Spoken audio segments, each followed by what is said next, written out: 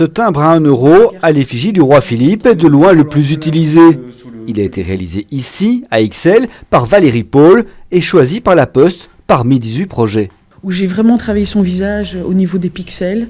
Et donc je me suis amusée à pixeliser tout le visage pour pouvoir essayer de mettre plus de clarté et aussi pour augmenter son sourire. Cela fait 22 ans que Valérie travaille avec la Poste. Elle a été sélectionnée à la fin de ses études, à l'issue d'un concours. Son premier timbre a été celui des championnats d'Europe de judo, avec une version masculine et une féminine. Et ce qui est drôle, c'est que le timbre après a servi comme logo pour les championnats d'Europe de judo.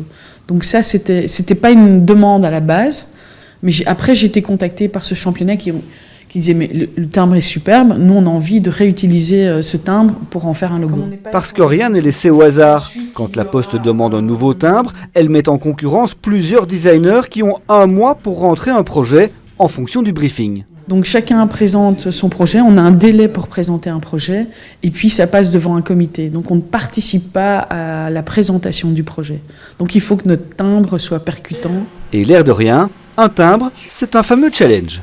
Et c'est vraiment quelque chose qui m'anime parce que travailler un timbre, c'est travailler un tout petit format et mettre beaucoup d'informations dans un petit format.